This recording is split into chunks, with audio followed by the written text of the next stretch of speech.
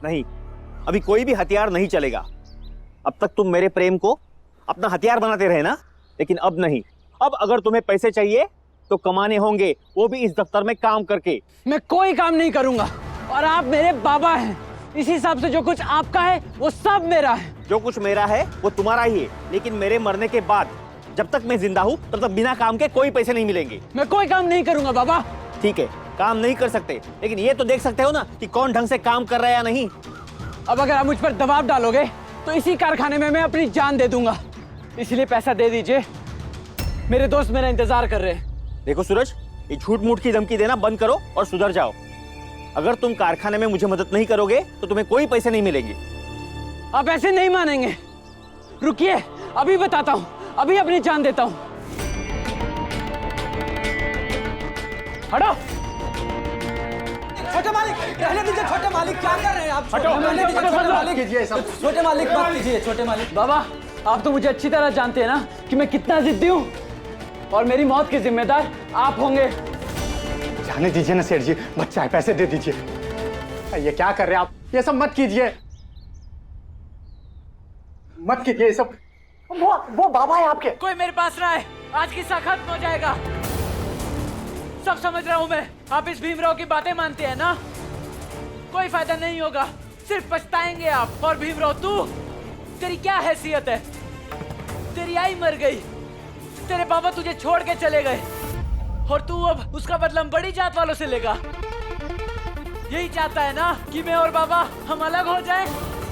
ठीक है, तो यही होगा आज। एक छोटी जात वाले के कहने पे एक बाप अपने बेटे को खो देगा, दुनिया देखेगी आज। अब मुझे मरने से कोई नहीं रोक सकता बाबा।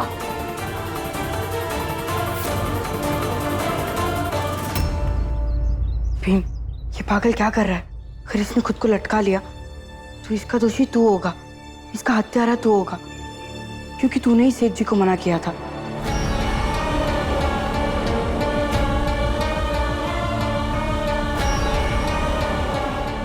कि आपको उन्हें डर से निकलकर ऐसा दिलाना होगा कि वो आपके पुत्र हैं और आप उनके पिता। दे दीजिए पैसे, नहीं तो देख लीजिए, ज्यादा वक्त नहीं है मेरे पास। भीम रोक इसे। आप इनकी सुनते रहिए, मैं तो चला।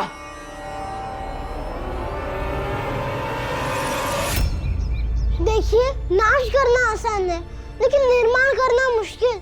ए, ज्ञान मत दे तू। अब चाहे तुम जो कर लो, मैं एक पैसा नहीं दूंगा। इसी के कहने से ना तो मैं अब नहीं मरूंगा, पहले सब खत्म करूंगा, फिर सृजन करने में बहादुरी है, खत्म करने में नहीं। दूर रहो मेरे भाई से। आनंद भैया, इन्हें जो करना है इन्हें करने दीजिए। क्या करेंगे आप? मुझे धक्का देकर गिराएंगे, मैं फिर उठ जाऊंगा, फिर धक्का देंगे, फिर उठ जाऊंगा, तब तक उठता रहूंगा जब तक मेरी जान ना चली जाए। और अगर मैं मर गया तो आप गुनहगार होंगे। खुद की जान लेने की बात करना अलग बात है और किसी का हत्यारा बनना अलग बात है। दीजिए धक्का, दीजिए। यहाँ पे काम करवाओ, ना कि काम बिगाड़ो। शाम तक ठीक रहे तो आकर पैसे ले जाना, वरना पैसे वैसे भूल जाना। और तुम लोग सब जाओ, अपना अपना काम करो। अरविंद, इसको खोल दो।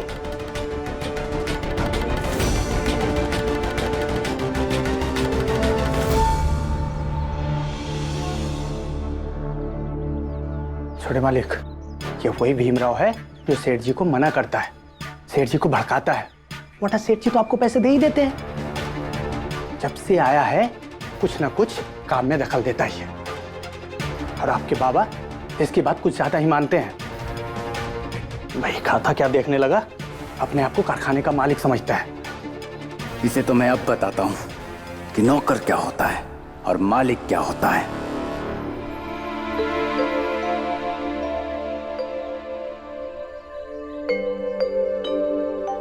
राम जी, ये मेरा बेटा है, आज से ये भी यहाँ काम करेगा। लेकिन ये तो बहुत छोटा है, आप इससे क्यों काम करवाएंगे? देखिए, मेरी तबीयत ठीक नहीं रहती है। दोपहर होते होते मैं काफ़ी थक जाता हूँ, तो दोपहर के बाद ये काम कर लिया करेगा। लेकिन अभी इसकी पढ़ाई लिखाई की उम्र है, चाहिए इसे स्कूल भेजिए, पढ़ाइए लिखाइए। बहुत हो गई इसकी पढ़ाई लिखाई, और खाली पेट कैसे पढ़ेगा ये? भूखे मरने से अच्छा है कम से कम अपना पेट तो भरेगा। देखिए, मैं सेठ जी से बात करता हूँ, आपके काम को हल्का करने की कोशिश जरूर करूंगा, लेकिन आप इसकी पढ़ाई लिखाई मत छुड़वाइए। अरे ये कौन सा पढ़ लिख के भीमराव बन जाएगा जो इसे पढ़ाऊं? आप भीमराव को कैसे जानते हैं? अरे वो अपने विद्यालय में प्रथम आया था, तो अंग्रेजी भोज में भी वो शामिल हुआ था, तो इसी ने बताया था कि इसके विद्यालय के लड़के को उसने हराया था। और क्या है ना राम जी, भीमराव तो कोई कोई बनता है, छोटी जात का बच्चा है, पढ़ने में बहुत तेज है वो। अरे ये खुद ही सातारा से आए हुए हैं, इन्होंने भी सुना होगा भीमराव के बारे में। अच्छा, तो आप सतारा से यहाँ आए हैं, फिर तो आप भीमराव को जानते होंगे। वो तो मेरा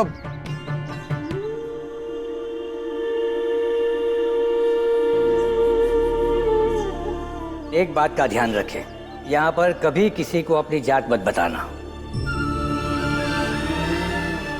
अच्छा लड़का है, मेहनती है। अरे वो तो छोटी जाति का लड़का है, आपसे कहाँ बात होती होगी, लेकिन सच में बहुत तेज है वो। हाँ, लेकिन ये तो गलत है ना कि कोई कोई भीम होता है। लगन हो तो हर कोई भीम हो सकता है, इसलिए जाइए और आप इसकी पढ़ाई पूरी कीजिए। जाओ, और एक बात ध्यान रखो, अपने बच्चे को ये कभी मत कहो कि वो ये नहीं बन सकता, वो नहीं बन सकता। हमेशा ये कहो कि वो कुछ भी बन सकता है, ठीक है ना? जी। जाओ। हाँ बेटे चलो। और हाँ राम जी, तुमने अपनी जात ना बताकर बहुत अच्छा किया। आगे भी ध्यान रहे, अपनी जात किसी को नहीं बताना, ठीक है? और हाँ, मैं तालाब की ओर जाकर आता हूँ, देख लेता हूँ खुदा के काम कैसे चल रहा है।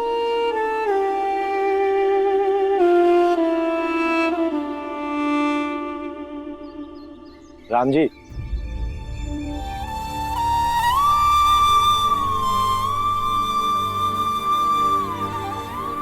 रंजन, तुम यहाँ? तुमसे ये उम्मीद नहीं थी कि तुम अपनी जात छुपा लोगे।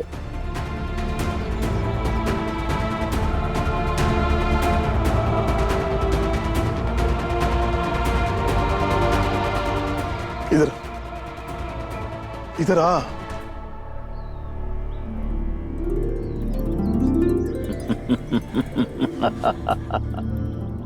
कैसा लग रहा है अच्छे कपड़े पहनकर? महाराज, अद्भुत लग रहा है।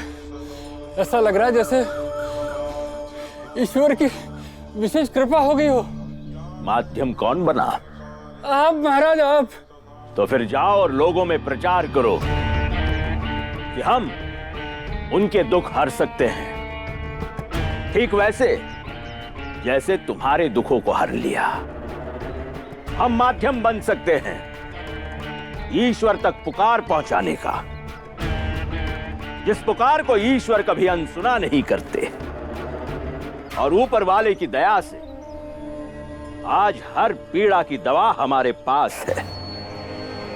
जाओ जाओ जाओ, बताओ लोगों को। जी महाराज, अवश्य बताऊंगा महाराज। महाराज की जय हो, महाराज की जय हो। महाराज सबका कल्याण कर सकते हैं, महाराज सबकी पीड़ा हर सकते हैं।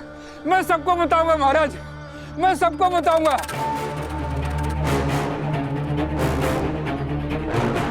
भीमराव, अब असली संघर्ष शुरू हुआ है तुम्हारा।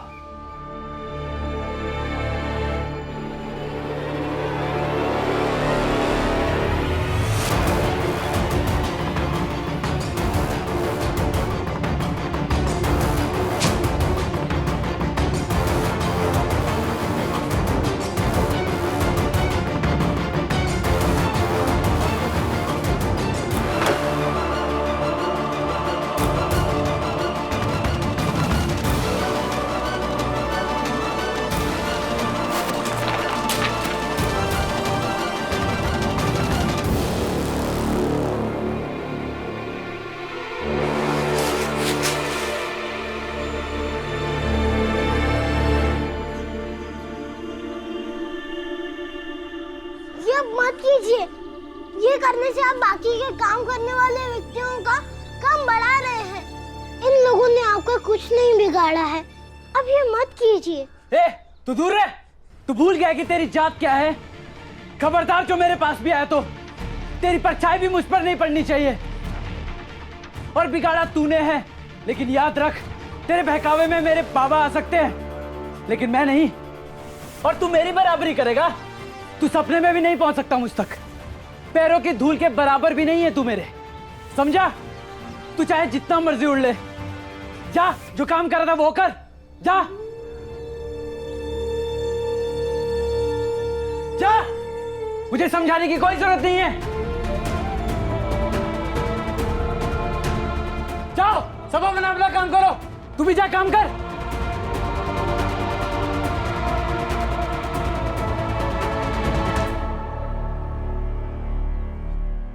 हाँ, जिसने हम सबको समझाया कि अपनी जात पर गर्व कैसे करना है, वही आज अपनी जात बताने से शर्मा रहा था। रंजन, मेरी बात तो सुनो। नहीं सुनना। और क्यों सुनूं मैं तुम्हारी बात? तुमने जो आज किया है ना, उससे मेरा सर शर्म से झुक गया है। और अब तो तुम्हें छूने से भी मुझे डर लगता है, क्योंकि तुमने अपनी जात को ऊंची जो कर ली है। दोस्त की गलती देखी, बेबसी नहीं देखी। जीजाबाई ने सबके सामने कह दिया कि हम दोनों ऊंची जात के हैं। तो उस समय क्या कहता मैं? अगर सच कहता तो वो लोग जीजाबाई को छोड़ते क्या? फिर मैंने सोचा बाद में बताऊंगा, लेकिन सेठ जी ने मना कर दिया। अब नौकरी ना करूं तो क्या करूं? घर कैसे चला बता?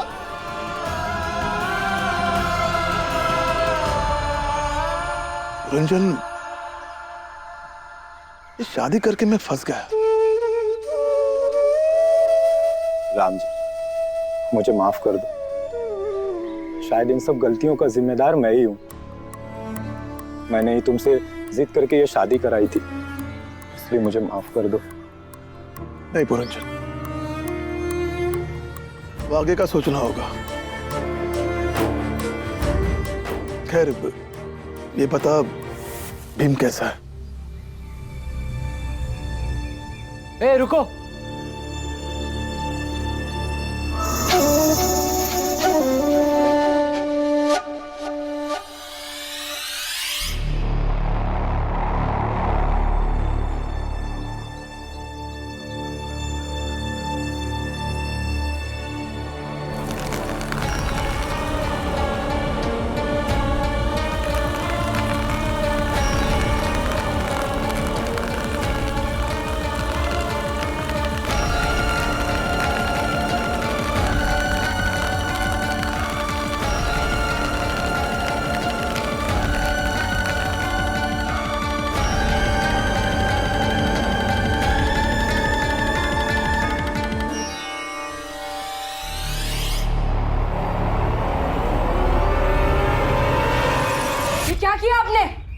मालिक सब कुछ अपनी मर्जी से करता है। तुम अपना काम करो, जा।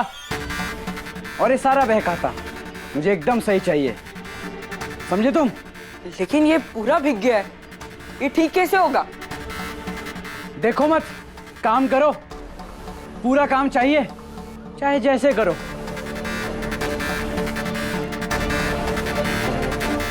जा।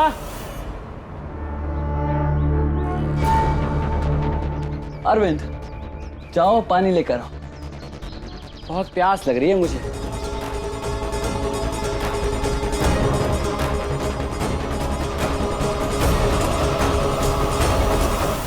महाराज, महाराज वो क्या हुआ? महाराज वो भिखारी यहाँ दर दर भटक कर भीख मांगता था। आज अचानक से नए कपड़े पहनकर खुशी से आपकी जय जयकार करता हुआ जा रहा था। तो क्या उस भिखारी को अच्छे कपड़े पहनने, खुश रहने का अधिकार नहीं है?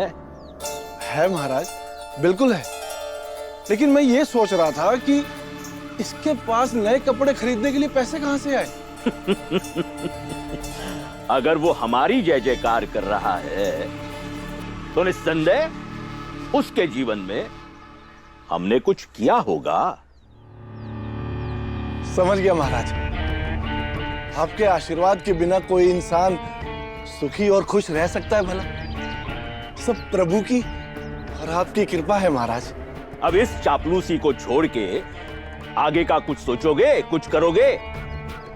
क्या उस भीमराव और उसके परिवार वालों से तुम्हें बचाने की जिम्मेदारी सिर्फ हमारी है? नहीं महाराज, लेकिन मैं क्या करूं? आप ही कोई मार्गदर्शन कीजिए। पैसों का बंदोबस्त करो। जी? पैसों का बंदोबस्त करो। अगर चंद पैसे देने के बाद एक भिखारी हमारी जय जयकार कर रहा है तो सातारा में बहुत जरूरतमंद है जो भले ही भीख नहीं मांगते हो, फिर भी उनकी और भी बहुत सी जरूरतें हैं। अगर उन्हें पैसे दे तो वो भी हमारी जय जयकार करेंगे। लेकिन महाराज, मैं पैसे कहां से लाऊं? वो सब तुम जानो।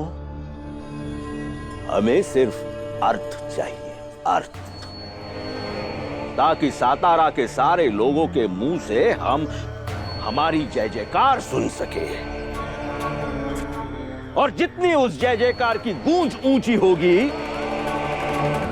उतनी ही उस भीमराव और उसके जात वालों के सामने चुनौती बड़ी होगी। फिर वो भीमराव और उसके जात वाले सारे मिलकर भी आए तो हमें यहां से निकाल नहीं पाएंगे। वो तो ठीक है महाराज, लेकिन मैं इतने पैसों का इंतजाम कहां से करूंगा?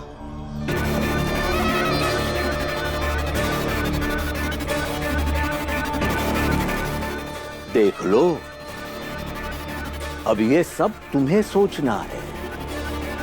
हमें सब पता है कि तुम्हारे पास कितने पैसे हैं और जरूरत पड़ने पर हम वो सारे पैसे ले सकते हैं, चाहे तुम्हारी मर्जी हो या ना हो, क्योंकि अब भी हमारे पास बहुत ऐसे लोग हैं जो तुम जैसों को लूट सके। समझ गए सेठ धनसुख लाल?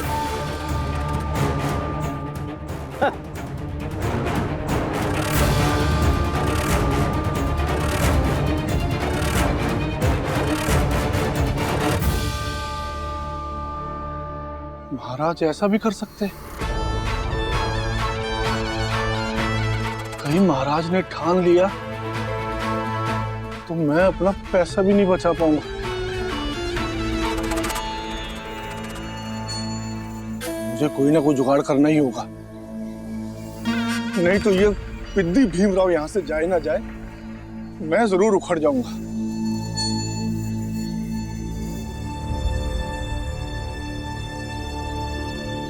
ये सब क्या हुआ है? आपके एक कर्मचारी ने इस सारा बहकाता खराब कर दिया। ये भीम ने खराब नहीं किया है, बल्कि आपके बेटे ने इस पर पानी डालकर खराब किया है। चाहे जिसने खराब किया हो, लेकिन खराब तो हो गया ना। वैसे आई कहती है कि आप इसकी और इसके बाबा की बहुत तारीफ करते हैं, और ये तो मैं देख ही चुका हूँ। और अब मैं ये देखना चाहता हूँ कि इसमें ऐसी कौन सी खास बात है। ये तूने सही नहीं किया। काम करना मतलब काम खराब करना नहीं होता है। इस तरह से तुम काम खराब करोगे तो मेरा धंधा बंद हो जाएगा।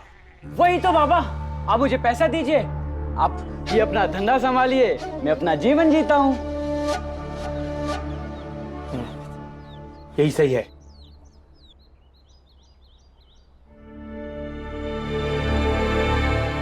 नहीं सेठ जी, इन्होंने ऐसा कुछ नहीं किया है जिससे नुकसान हो, और ये जो कुछ भी हुआ है वो सब हो गया सही। नहीं सेठ जी, ठीक नहीं हुआ, लेकिन मैं कर दूंगा। कैसे? सेठ जी, मैंने पूरा पढ़ा है और मुझे अभी तक याद है। मैं लिख दूंगा। कुछ भी बोल रहा है। 10 पन्नों का हिसाब इसे याद हो गया। आप कागज कलम मंगवा दीजिए, मैं अभी लिख दूंगा सारा हिसाब। भीम बात तो सही है, लेकिन ये सब कैसे लिख दोगे तुम? कोशिश करने दीजिए, शायद हो जाए।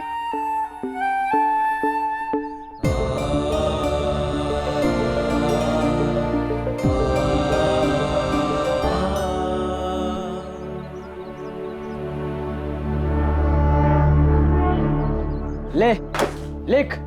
हम भी तो देखें कि कितना तेज है तू।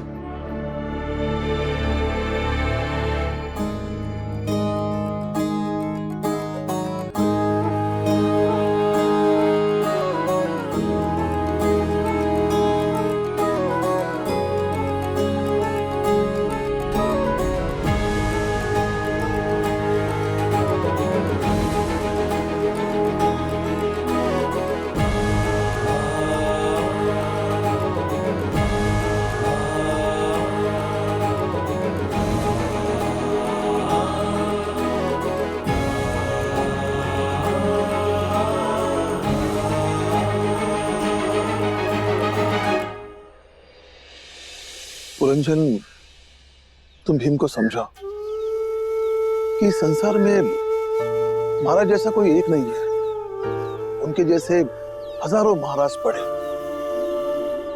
एक महाराज जाएगा तो दूसरा महाराज आएगा, इसलिए उन्हें गांव से भगाकर क्या फायदा होगा।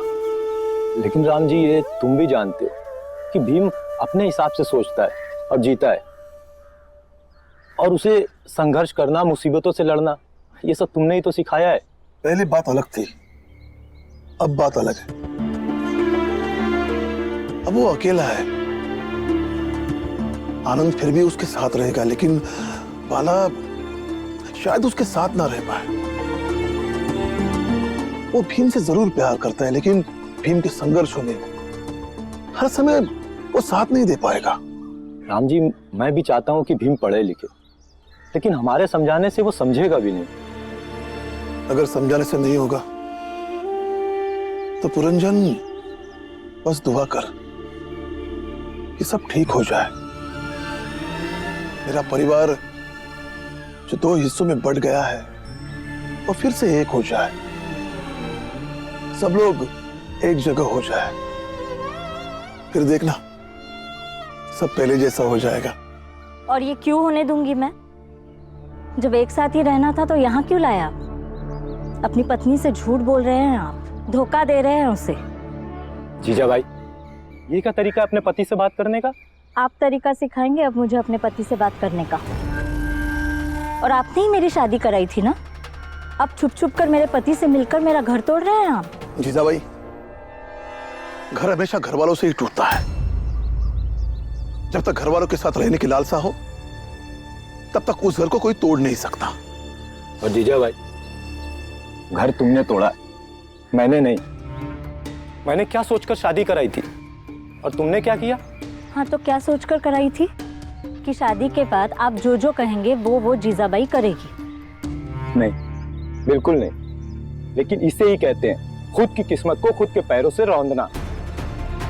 कल को लोग तुम्हें भीमराव अंबेडकर की आई कहकर बुलाते हैं, यदि तुम सही तरीके से रहती तो।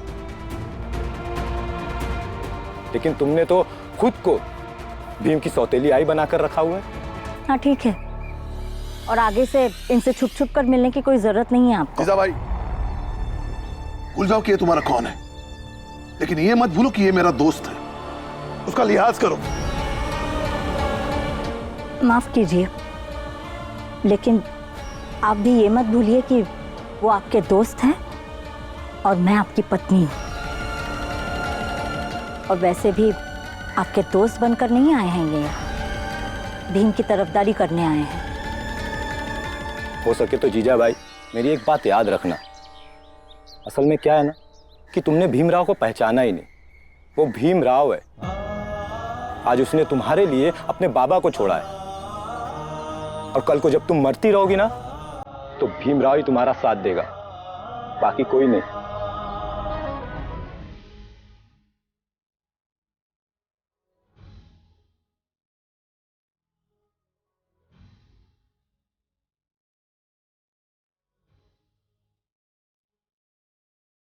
राष्ट्र संविधान का है तू ही शिल्पकार, तूने ही सिखाया है समानता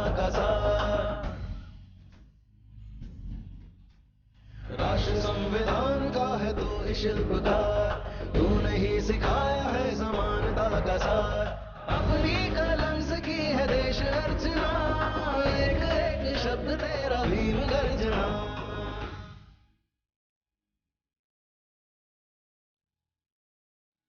सेठ जी ये रहा आज का पूरा हिसाब।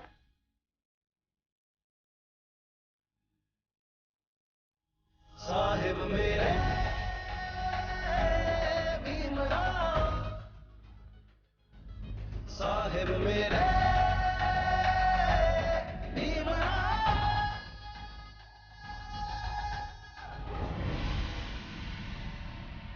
देखो हो गई तसल्ली। देख लो और समझ लो इस उम्र में भीमराव क्या कर रहा है, और तुम्हारी इतनी उम्र हो गई है लेकिन इस उम्र में तुम क्या कर रहे हो? बाबा मेरी आंखें खुल गई है। मैं अब काम करूंगा, सुबह से शाम तक काम करूंगा। सुबह सबसे पहले आऊंगा और शाम को सबसे आखिर में जाऊंगा। बाबा ये तो बहुत अच्छी बात है। और सूरज भाऊ धीरे धीरे आपका काम करने में भी मन लगने लगेगा। ये तो सच में बहुत अच्छी बात है। आज मैं तुम्हारे लिए बहुत खुश हूं। चलो मैं तुम्हें सारे काम समझाता हूं। मैंने आज तक तुम्हारे लिए जो जो सोच रखा है वो सब कुछ समझाता हूं।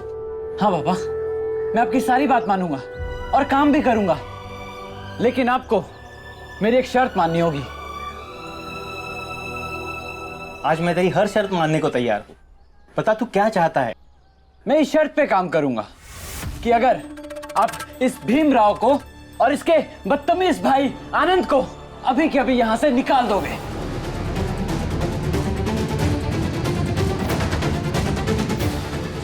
ये क्या बात हुई सूरज? ये क्या कह रहे हो तुम? सोच लीजिए बाबा, अगर आप चाहते हैं कि मैं यहाँ काम करूं तो इन दोनों को निकालना पड़ेगा। घर में राशन नहीं है और पैसे? पैसे भी नहीं है, पैसों का बंदोबस्त करना पड़ेगा। चल